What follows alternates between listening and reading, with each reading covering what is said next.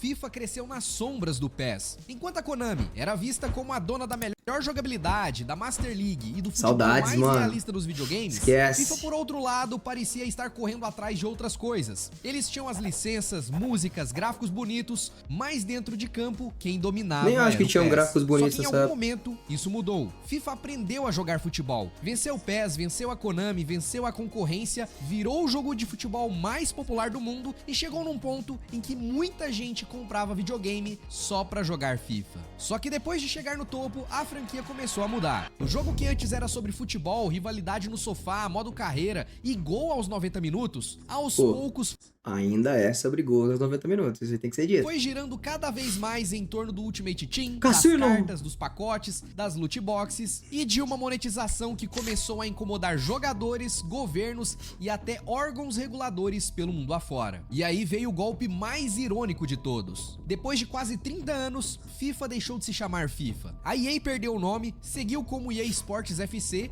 e a entidade FIFA ficou tentando Jogaço, se encontrar Roblox. nos games através de parcerias espalhadas, jogos menores e projetos que parecem muito longe do tamanho que a marca já teve. Então fica a pergunta, Cara, que porra era como uma aquela, velho? franquia que começou desacreditada dentro da própria EA virou dona absoluta do futebol nos videogames? Como que ela conseguiu derrotar o PES? E como o maior jogo de futebol do mundo chegou ao ponto de perder o próprio nome? Eu sou o Fiaspo e seguinte, hoje Porque não eu vou te precisa contar mais como do que foi nome, o né? auge e a queda de FIFA.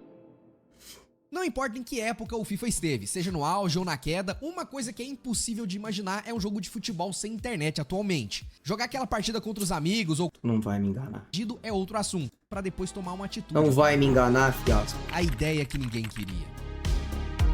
Hoje, FIFA é uma das franquias mais importantes da história dos videogames. Mas no começo dos anos 90, dentro da própria EA, quase ninguém acreditava que um jogo de futebol pudesse dar Eu tão acho que sim, certo. tinha mostrado Naquela isso. época, a Electronic Arts já vinha crescendo no mercado Caralho, logo com foda. seus jogos de esporte, principalmente o Madden NFL, que era um grande sucesso. Só que havia um detalhe bem estranho. A empresa ainda não tinha um jogo baseado no esporte mais popular do planeta Terra. Quem percebeu essa oportunidade foi a equipe da EA no Reino Unido, que era liderada por Matthew e Neil. Enquanto a matriz americana não enxergava tanto valor no futebol, justamente por ele não ser tão popular assim nos Estados Unidos, São burro, né, eles mano? viam o potencial enorme que esse esporte tinha na Europa. A ideia era bem simples, se a EA já fazia jogos oficiais de futebol americano, hóquei e basquete, por que não criar também um grande jogo de futebol? O problema é que convencer a matriz não foi fácil. A virada veio quando um levantamento interno mostrou que existia demanda real por um jogo de futebol na Europa, com uma estimativa de que poderia chegar até em 300 mil cópias vendidas. E isso chamou a atenção da EA, que autorizou o projeto. Inicialmente, o jogo se chamaria Team USA Soccer. Pelo Meu amor de Deus, né? que Mas é merda. pior, porque lá nos Estados Unidos os caras chamam futebol de soccer. Ah, pelo amor de Deus, cara. Futebol. Mas isso foi rapidamente descartado, tá? Porém, como a filial europeia não tinha estrutura para desenvolver o projeto do zero, a EA buscou o apoio de programadores independentes, que chegaram a criar um protótipo com visão isométrica. Depois, o desenvolvimento passou para a EA Canadá, sob a direção de Mark e do programador Ian, que era um grande fã de futebol. A equipe era pequena, com cerca de 10 pessoas, e o orçamento de uma batata também, bem limitado. Mesmo assim, Caralho, eles viado. estavam bem empolgados Parece ali com esse novo projeto, com a pré-história ideia isso de aí. realmente sair do papel um jogo de futebol. Porém, o resto da EA, nem tanto. Muitos ainda achavam que um jogo de futebol seria um erro. Até Trip Hawkins, fundador da empresa, não acreditava muito no potencial desse Burro, projeto. Trip, Mesmo burro. desacreditado, o jogo conseguiu avançando e quando Mark viu as primeiras versões funcionando, gostou tanto que decidiu antecipar o lançamento para aproveitar as vendas de fim de ano de 1993. Porém, ainda faltava uma coisa: o nome. Até pouco tempo antes do lançamento e depois de ter descartado aquele nome inicial, o projeto estava levando o nome de EA Soccer. Mas a equipe do Reino Unido correu para conseguir os direitos da FIFA, porque pela lógica, se a EA já trabalhava com ligas oficiais em seus outros jogos de esporte, o futebol também precisava desse peso de autenticidade. Então Mark conseguiu fechar o acordo rapidamente e assim nasceu o FIFA foi gênio. International Soccer, lançado em julho de 1993 para Mega Drive.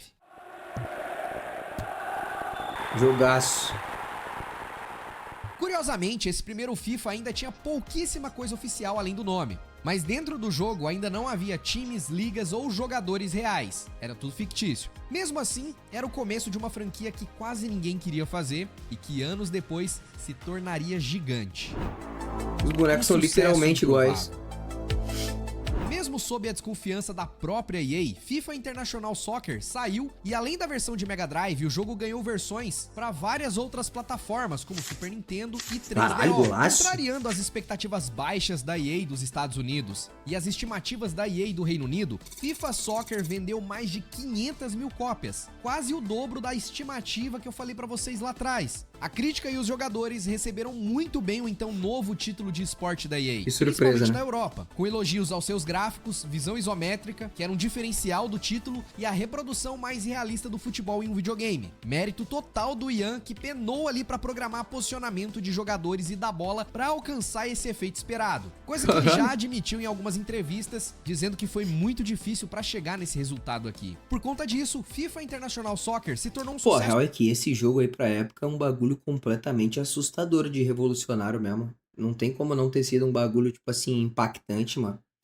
Muito foda, pô. Um tanto improvável. Mega Drive, destacando Nintendo. entre os jogos do gênero da época. como Caralho, Kick-Off, esse jogo tá no Baseball 8x. Soccer e outros títulos, e dando pontapé inicial a uma franquia de muito sucesso. Tudo isso ainda sem nomes oficiais de times, ligas e jogadores reais.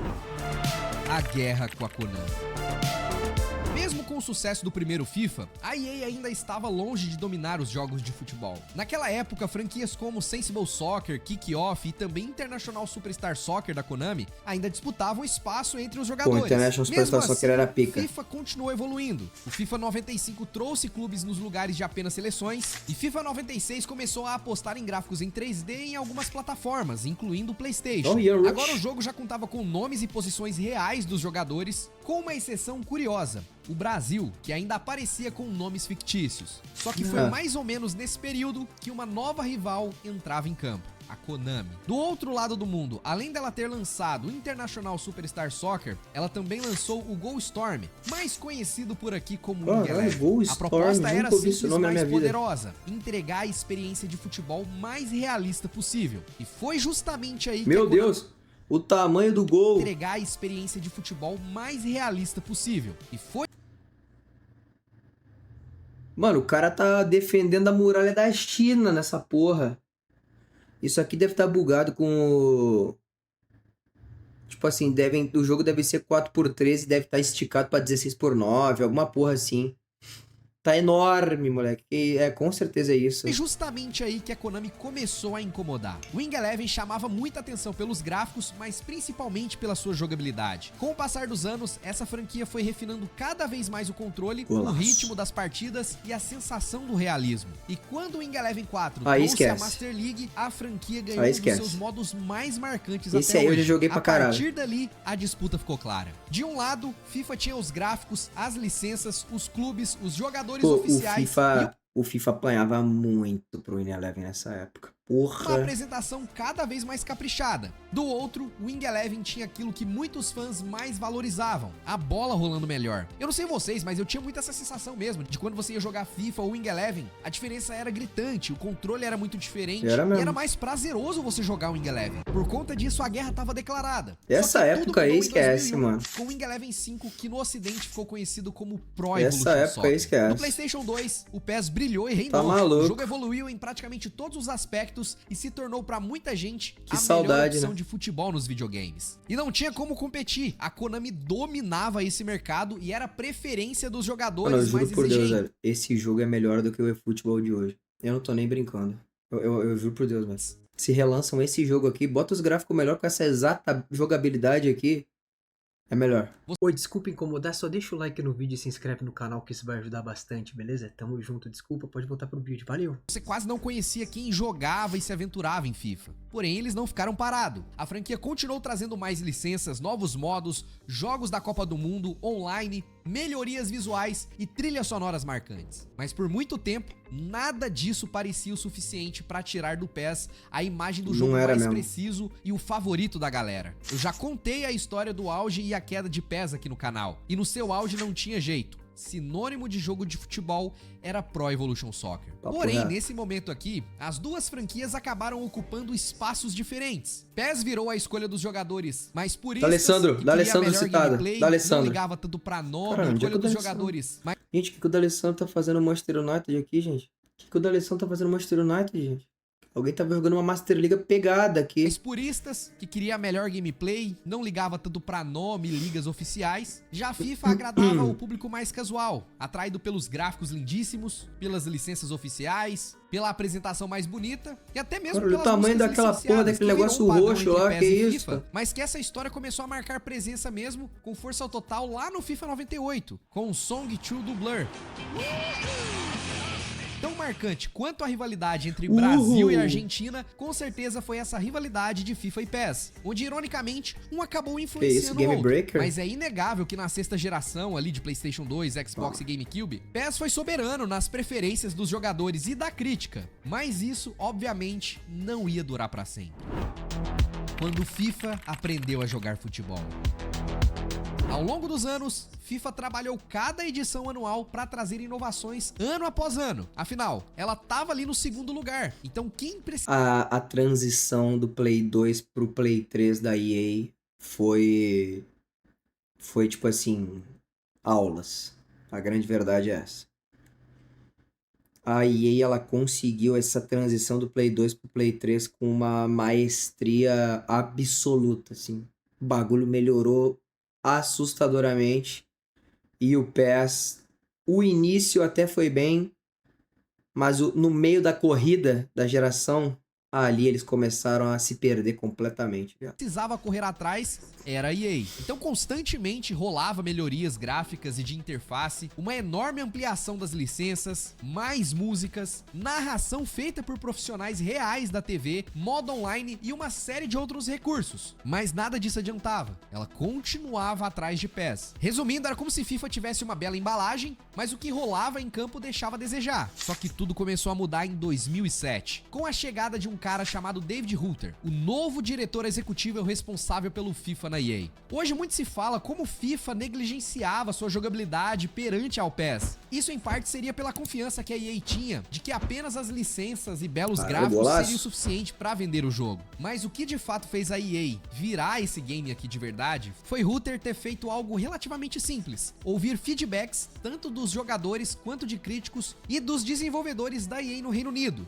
já que o país tem bem mais tradição no futebol. Esse aí eu joguei pra caralho, pô, pô, FIFA da Copa de 2006, jogar com parede invisível, sem falta, puta, esquece.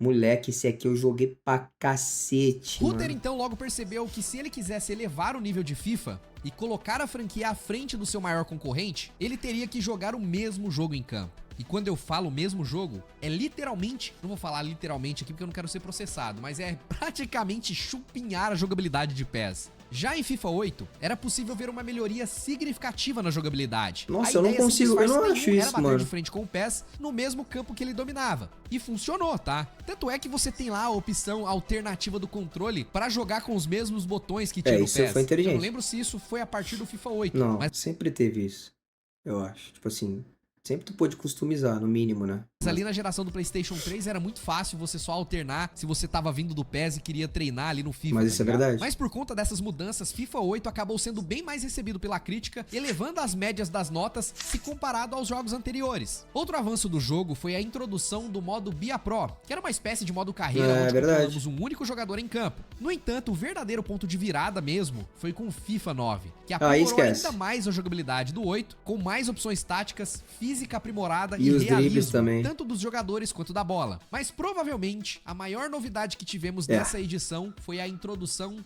do Ultimate Team, modo onde podemos colecionar cartas de jogadores pra... Cara, a grande realidade é a seguinte, mano. Seja lá quem for o desgraçado, mano. O cara que chegou numa reunião um dia da EA e falou: rapaziada, eu tenho uma ideia. Esse cara, mano, ele é um gênio, pô. Tipo assim, esse cara é um gênio, pô. Tipo assim, vamos lá, vamos ser sinceros, cara. Porra, é inevitável falar que o Ultimate Team é, tipo assim, top invenções de uma franquia de games pra impulsionar uma franquia de games da história. Pô. Da história, mano. Ele fez a EA ganhar um dinheiro que a EA acho que nunca, tipo assim, olha, jamais pensou em ganhar tanto dinheiro na vida dela quanto nessa porra. O cara fez uma impressora de dinheiro pra EA. Não tem como falar algo diferente, mano. o nosso próprio time, que foi uma explosão de sucesso, colocando o FIFA definitivamente à frente de PES. A essa altura, mesmo os jogadores fiéis ao Pro Evolution Soccer começaram a enxergar as qualidades do FIFA e começavam a migrar para a franquia da EA. Só que ainda havia dois fatores importantes para essa virada do FIFA, porque mais do que nunca aquelas licenças pesavam muito mais agora. Na geração 16 E eu vou te 32 falar, bits e até mesmo na durante um tempo, o PES ele ainda conseguia minimamente competir em jogabilidade com o FIFA. Tinha quem preferisse um, tinha quem preferisse outro e tal, pá, não sei o quê.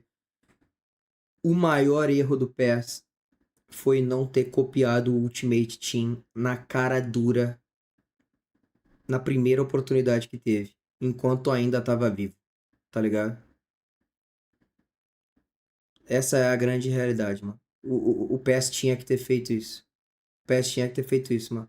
Copiado o Ultimate Team na maior cara de pau possível, mano.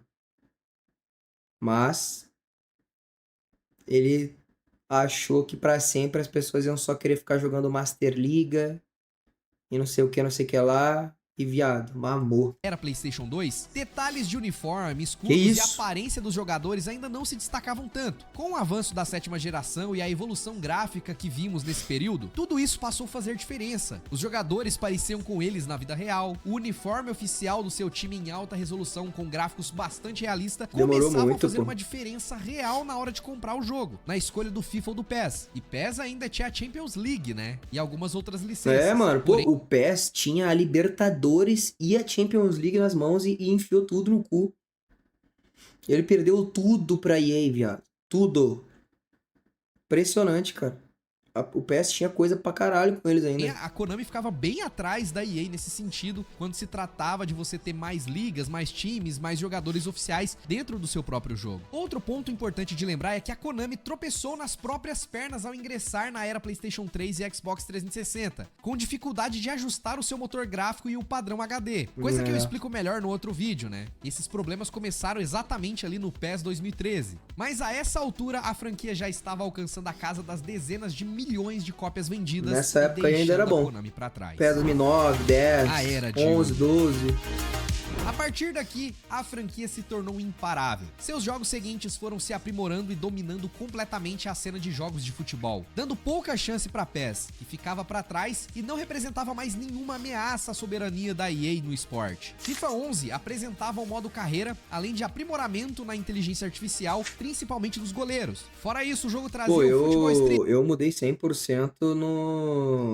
no FIFA 10 da Copa, viado. Quando eu joguei o FIFA 10 da Copa no Play 3, da Copa da África do Sul, eu falei, gente, isso aqui é muito superior, viado, ao que eu tava jogando. E olha, demorou eu convencer no início, tipo assim, o meu irmão e meu primo, que eram as pessoas que eu mais jogava jogo de futebol, ficavam ainda nessa de tipo assim, cara, FIFA é o caralho, pô, tá maluco? Eu ficava tipo assim, gente,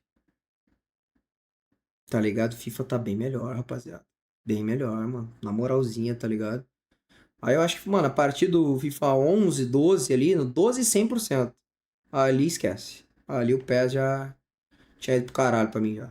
Pra mim já tinha ido antes, né? Mas... Modo que lembrava bastante aquele jogo do FIFA Street, que deu início lá no PlayStation 2. Se você lembra dessa franquia também, tem vídeo aqui no canal, tá? Vou deixar aqui um cardzinho pra você assistir depois. Mas só pra vocês terem uma noção, esse game aqui em questão vendeu mais de 16 milhões de cópias. Depois disso, FIFA 12 chegou investindo em um novo sistema de defesa tática e conseguiu alcançar mais Isso de foi 10 muito milhões bom de cópias também, mano. vendidas pelo mundo todo. FIFA 13 agora trazia Messi na capa e no jogo trouxe aprimoramento de dribles e o resultado veio também, 14 milhões e meio de cópias vendidas. Já o 15 não chegou trazendo tantas novidades assim, mas se manteve como um jogo sólido de simulação de futebol, com bons gráficos e jogabilidade Simulação é daquele forte, jeito, né? garantindo mais de 14 milhões. Depois tivemos FIFA 16, que trouxe 12 seleções falar, femininas pra dentro do jogo. Esse FIFA aqui, provavelmente, o 16, ele é o mais sem sal da história, se tu duvidar. E não era ruim, tá? Muito pelo contrário, assim. Jogo bom. Mas ele é filler.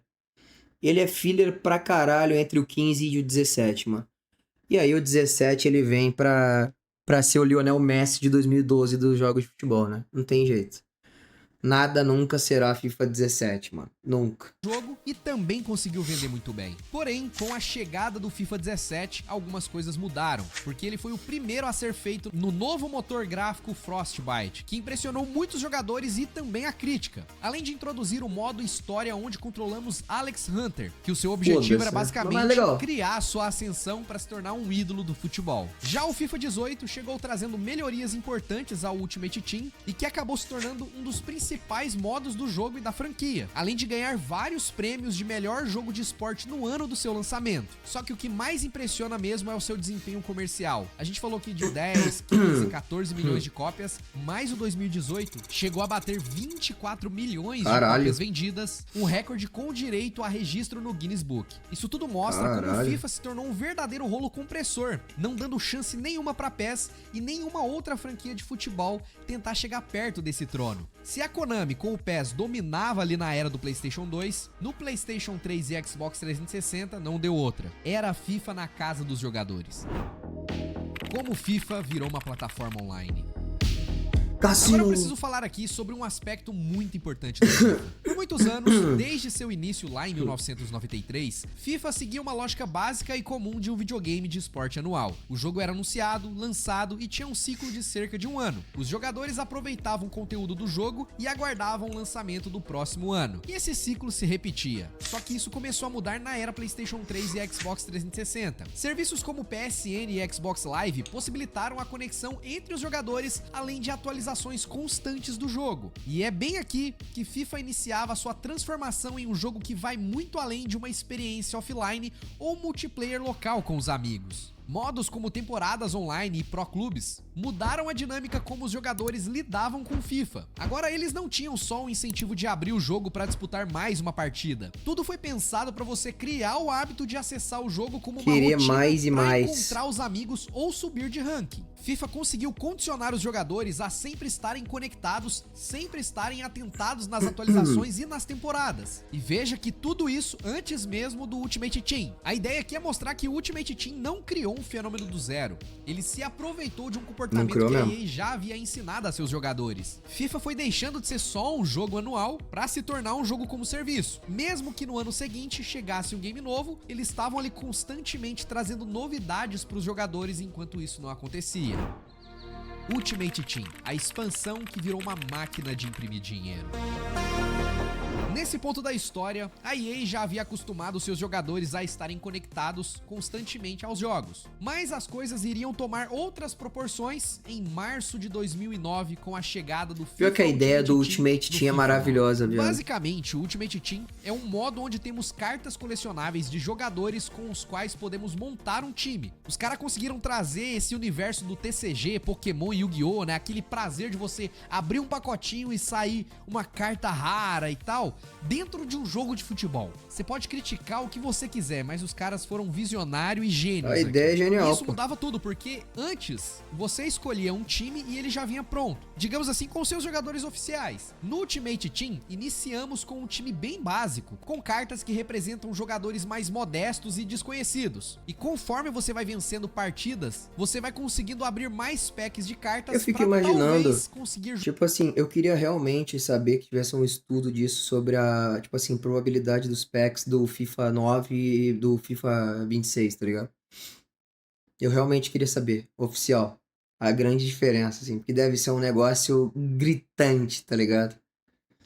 Deve ser uma parada gritante, moleque. Jogadores melhores e mais famosos. Isso criou todo um ecossistema dentro do jogo, onde você acaba administrando o elenco, treinador, entrosamento dos jogadores, formação, contratos, virando ali praticamente um manager do time. Mas talvez o aspecto mais marcante e controverso ao mesmo tempo, acho que nem tinha carta especial, economia do seu sistema. Jogadores podem vender ou comprar cartas de outros jogadores, gerando uma verdadeira especulação em volta do FUT, quase como um mercado de ação mesmo, com cartas se valorizando ou desvalorizando, criando ali um mercado de especulação em torno dos jogadores. O modo ficou ainda mais intenso na sua versão seguinte. O Ultimate Team da versão de 2009 vinha com uma DLC paga custando $10. Já na versão do FIFA 10, o conteúdo passou a ser gratuito, e a EA havia percebido o óbvio. Era muito mais vantajoso financeiramente ter a entrada de milhões de jogadores negociando cartas dentro do jogo do que cobrar pela entrada, o que só fez o Ultimate Team explodir explodir de popularidade e fazer chover dinheiro nos cofres da EA, obviamente. E nada demais, tá? Pouco mais ali de 1,6 bilhões de dólares, considerando o Ultimate Team de todos os seus jogos esportivos, do qual o FIFA provavelmente é a maior fatia. FIFA Ultimate Team reformulou a forma como os fãs de FIFA se relacionavam com os jogos. A expectativa de abrir um pacotinho de cartas e esperar encontrar um Messi, Nunca nem vi. com baixíssimas possibilidades, mexia muito com o psicológico dos jogadores. É a mesma premissa das cartas TCG, fora a lógica de como jogar também mudou, né? Não era só vencer as partidas, era vencer partidas pra comprar mais cartas e poder vencer mais partidas pra conseguir construir um time ali dos sonhos. Ultimate Team de fato foi uma revolução dentro do FIFA, além de influenciar outras franquias. Mas o modo não trouxe só dinheiro, O Web também App. trouxe muita dor de cabeça. As polêmicas e o escândalo das loot boxes. Por um bom tempo, mecânicas de loot boxes como visto no Ultimate Team e em outros jogos como Overwatch, CSGO e Star Wars Battlefront 2 passavam despercebidos como apenas mais uma mecânica de monetização. Porém, tudo mudou em 2018, quando a Comissão de Jogos da Bélgica investigou essas mecânicas e concluiu que elas são compatíveis com os jogos de azar dentro das leis daquele país. Nada. Com isso, o governo da Bélgica exigiu que o FIFA se adequasse às novas regras para poder comercializar o game naquele lugar, o que fez com que o Ultimate Team não permitisse o uso de dinheiro de verdade dentro do jogo. Já na Holanda, a EA também se viu obrigada a se adequar às regras restritivas a esse tipo de atividade em 2020. Porém, em 2022, o Conselho do Estado, que é a instância máxima do país, acabou que decidiu a favor da EA, reconhecendo que os packs de cartas fazem parte de um jogo maior que se baseia em habilidade e não em sorte. O que é meio estranho aqui, né? Só que o caso mais emblemático Que tem papinho, ocorrido né? quando a vice-presidente da EA, Carrie Hopkins, teve que falar em uma audiência no parlamento britânico a respeito das loot boxes no FIFA. Ela defendeu o Ultimate Team, evitando falar a palavra loot box e comparando essa mecânica do jogo a um Kinder Ovo, um brinquedo surpresa. Obviamente que a Olha aí. declaração não pegou nada bem, colocando mais uma mancha na imagem da empresa. É A grande igualzinho. questão é que pela primeira vez FIFA saía das páginas de games e do conteúdo de influenciadores para entrar nas páginas de notícias e sendo debatido no meio jurídico com órgãos reguladores e políticos do mundo inteiro debatendo sobre isso. Mas óbvio, ele não foi o único alvo a ser questionado. Porém, o FIFA Ultimate Team passou a ser o principal rosto dessa polêmica. Muitos questionavam o modelo de negócio da EA com o modo dentro dos jogos. Aquela combinação de dinheiro real mais recompensa aleatória começou a incomodar jogadores e os órgãos reguladores. E ainda tinha um outro grande agravante. Muitos desses jogadores eram menores de idade. Então o questionamento de que isso poderia ser os jogos de azar começou a realmente preocupar a comunidade internacional. Esse Não caso são, do pô. Ultimate Team levantou um sério debate sobre o abuso de empresas com jogos e até que ponto que videogames poderiam ser realmente prejudiciais para jogadores. E é engraçado, né? Porque a gente sempre debateu sobre jogos não deixam as pessoas violentas. Porém, nos dias atuais, no final do dia, a maioria das empresas estão fazendo de tudo para conseguir arrancar um pouquinho mais do nosso dinheiro. Sem contar que o game não é gratuito, você tem que comprar o jogo e ainda gastar um pouco mais para tirar ali talvez um jogador raro que você gostaria. Mas no outro lado dessa história, a EA sempre se defendeu e nunca recusou a respeito de sua posição sobre o modo priorizar a habilidade do jogador no lugar da monetização agressiva. E mesmo ganhando alguns processos, como o da Holanda, por exemplo, teve muito da sua imagem impactada por essa controvérsia. Mas fato é que você não precisa jogar o Ultimate Team pra se divertir. Pelo menos isso, né? Será? O jogo que virou trabalho. Se por um lado, FIFA havia despertado a desconfiança de instituições e governos, por outro, ela também começou a despertar o mesmo entre os jogadores. Todo esse conteúdo contínuo online, que no início parecia uma grande inovação dos jogos, começou a se transformar em um fardo para alguns jogadores, principalmente a partir do FIFA 22. A necessidade de você estar sempre online e atento às novidades do jogo, cumprir e completar pior que é, desafios, velho. acompanhar O cara jogar um Ultimate Team e não ficar pra trás, peraí, que ele é quase CLT, mano.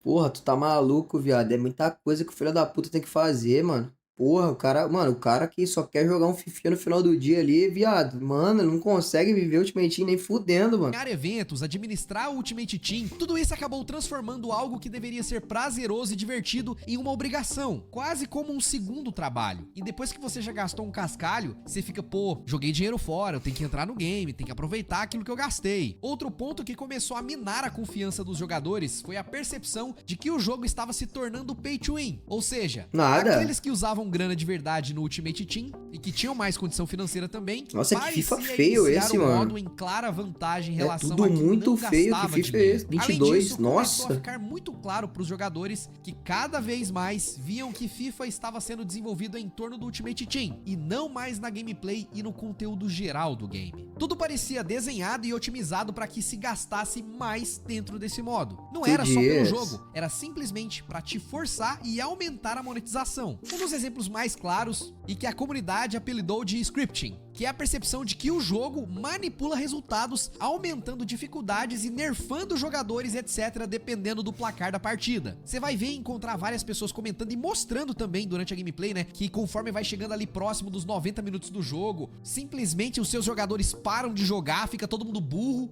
e o inimigo é sacanagem, né, mas o outro ali, a segunda pessoa que tá jogando, simplesmente se torna assim o pro player dos games. Tudo pra te incentivar a querer gastar e abrir mais pacotes pra melhorar o seu time. Obviamente que a EA negou qualquer prática do tipo, mas ainda assim uma ação chegou a ser movida sobre o caso, porém não tem nenhuma prova técnica e também as pessoas, né, a gente, os seres humanos comuns, não tem acesso à programação do game pra ver se tem alguma falcatrua sendo feita. Então fica difícil de provar. Independente disso, esse foi mais um episódio que serviu pra manchar ainda mais a imagem do FIFA. Mas não foi só isso não, tá? Até porque, como eu comentei com vocês, FIFA não teve um caminho fácil e teve que enfrentar uma concorrência pesada com o PES nos anos 2000. Em um cenário como esse, que existe ali uma briga, uma competição entre duas empresas, elas são obrigadas a se esforçar, a trazer novidades para superar a concorrência. E foi o que a EA fez com o FIFA. Só que aí ela chegou no topo, alcançou a liderança absoluta no seu gênero, vendendo milhões de cópias e faturando bilhões, o que deixou ela completamente confortável. Com o tempo, a gente não tinha mais tantas novidades assim, a concorrência não faz muito tempo que a não tem novidade, fórmula era inclusive. preservada e repetida, mas o Ultimate Team tava lá, reformulado, lindão e sempre chegando no ano seguinte. E isso até virou piada, meme na internet, de que todo jogador de FIFA basicamente paga preço cheio em um jogo que é praticamente o mesmo do ano anterior.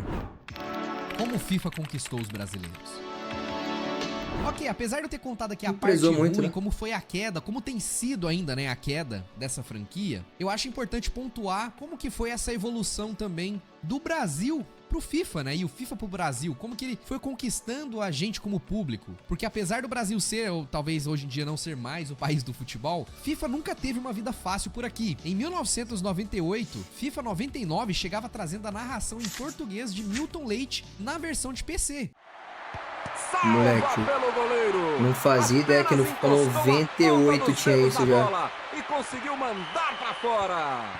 Essa foi uma grande pegada. Era a primeira aproximação da franquia com o nosso país de forma oficial. Nessa época aqui, todo mundo era o Wing Eleven jogando a versão em japonês, com narração e entendendo nada, ali torando no PlayStation 1. Mas os caras já estavam lá se esforçando, tá vendo? É isso que eu tô falando pra vocês. Em 98, os caras já estavam trazendo narração em português. No entanto, nos anos 2000, a gente sabe muito bem como a pirataria era a regra por aqui. O Fifinha tinha que competir não só com o Wing Eleven, mas também com Brazucas e o nosso querido Bomba Pet. FIFA seguiu trazendo narrações com comentaristas brasileiros como o Craque Neto, até que a localização foi interrompida entre o FIFA 11 e o 12. Porém, retornando com tudo no FIFA 13, trazendo Thiago Leifert e comentários.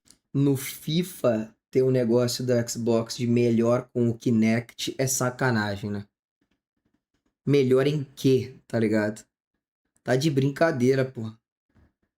Porra, necessidade que queriam enfiar essa porra desse Kinect goela abaixo. Ribeiro, reaproximando o FIFA do público brasileiro. Sem contar que, pô, essa narração aqui caiu no gosto da galera, porque tem muitas piadas. Os dois zoavam alguns jogadores que eram extremamente desconhecidos. Ondas cerebrais. Muito bem essa dupla. Nossa, que carrinho esquisito. O mundo inteiro percebeu que ele tentaria esse passe.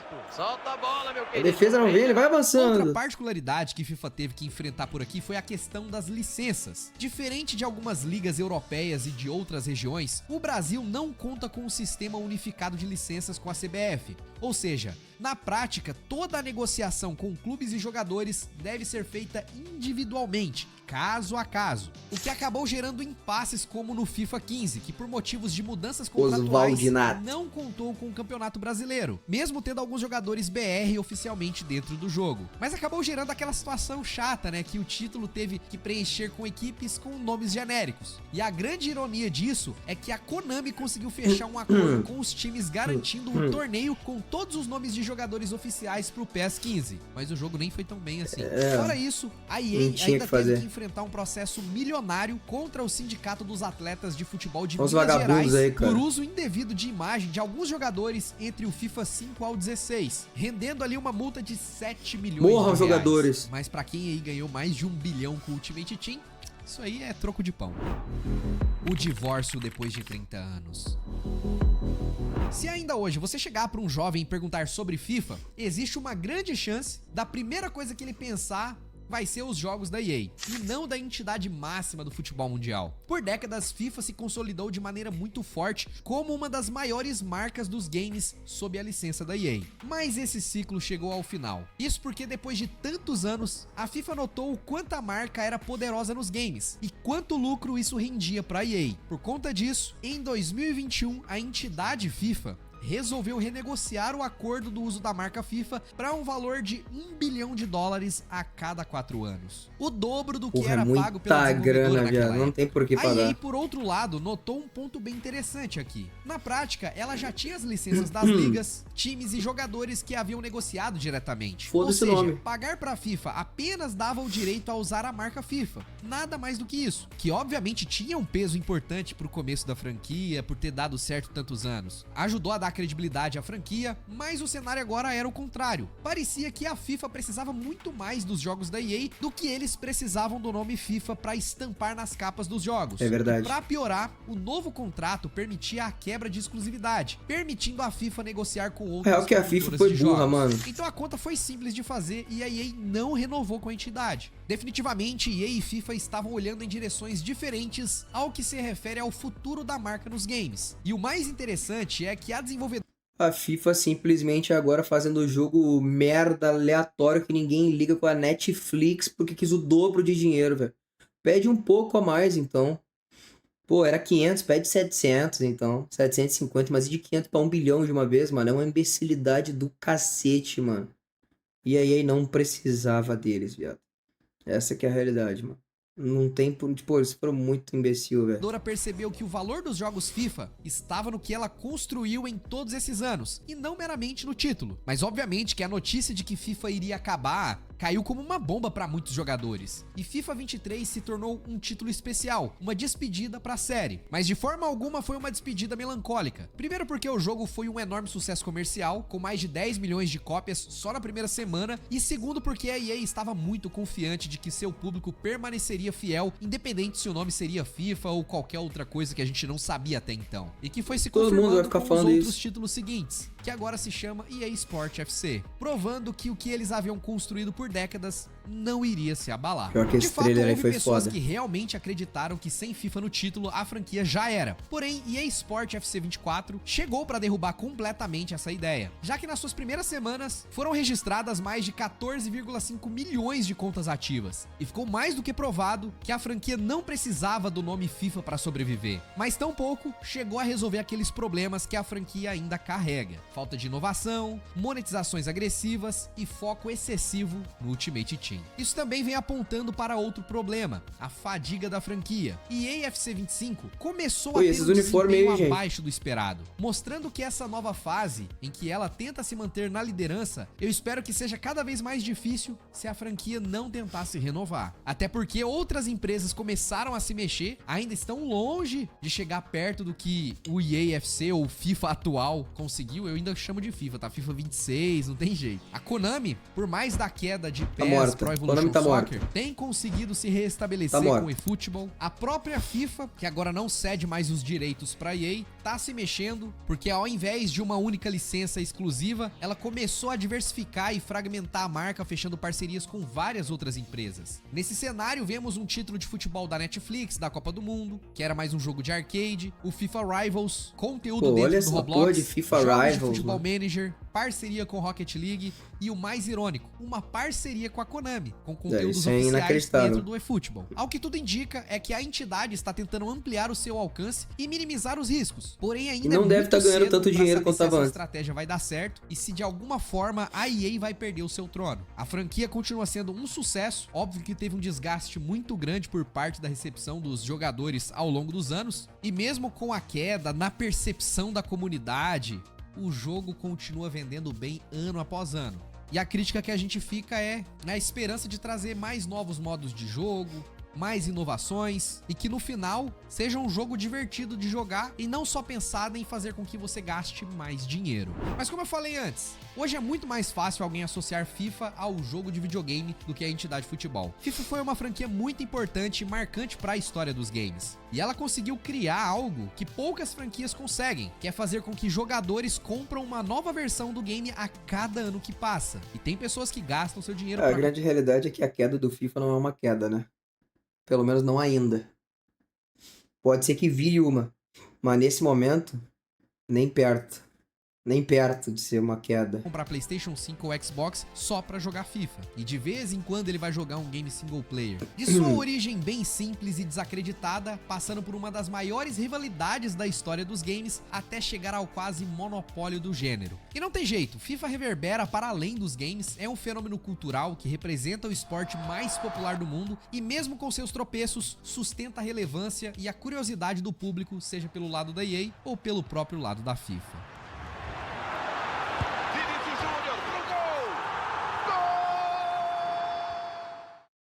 Cara, pior que eu acho que se a EA fosse bizarramente inteligente, ela começaria a simplesmente vender um FIFA, que é o FIFA do modo carreira, kickoff, modos offline, e vende um, e tipo assim, bota de graça o Ultimate Team e o Pro Clubs. E moleque, enfia microtransação até no Pro Clubs que nem doente, né? Porque no Ultimate Team já tem. E aí, mano, os caras é capaz de ganhar mais dinheiro do que ganham hoje. Dito isso, se não fizeram isso ainda, é porque provavelmente já fizeram esse estudo e não vale a pena pra eles.